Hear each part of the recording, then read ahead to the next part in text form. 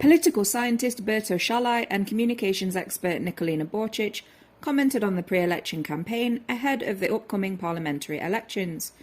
Shalai believes that we are entering into a very unusual campaign. We've got a situation where President Zoran Milanovic is openly violating the constitution.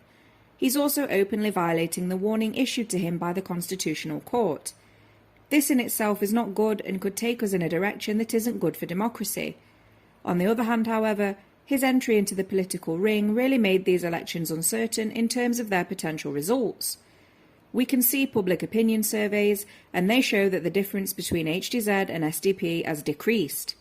It's hard to know what the outcome of all of this will be. He also claimed that it's fueling HDZ and Andrej Plenković to talk even more about their achievements. Prime Minister Andrej Plenković has referred to President Zoran Milanovic as irrelevant and that he doesn't want to even bother commenting on him. This was expressed during an Easter Mass led by the Archbishop of Zagreb. He then made statements to the media.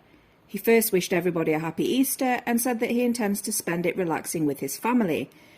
Despite the fact that he flatly refused to talk about the campaign, he did refer to current political events, such as the statement of the Constitutional Court addressed to the State Election Commission. We aren't going to talk about the campaign. I can only say that the goal is to regain people's trust, as we've continued gaining it for the past 8 years. As for the Constitutional Court, let's put that aside over Easter. Everybody should follow the instructions of the State Election Commission as well as those of the Constitutional Court.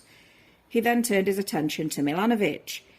This is a man I simply don't want to comment on. He is irrelevant.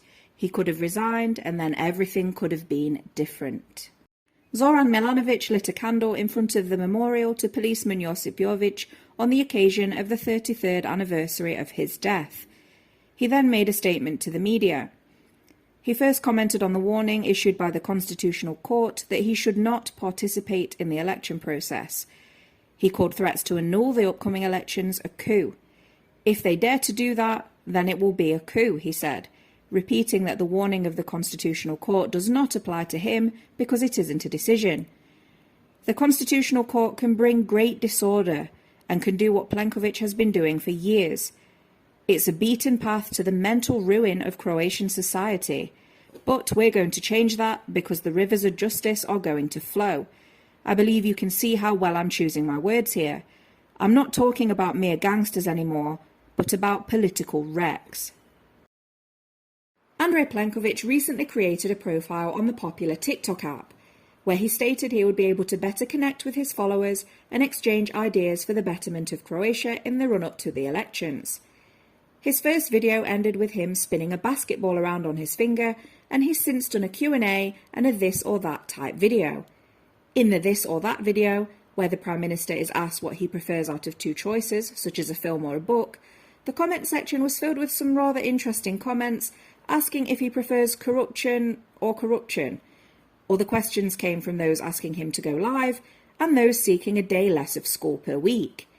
The Prime Minister is not the only figure in Croatian politics to open a TikTok profile, as Health Minister Vili Beroš also has an account on the popular social media platform.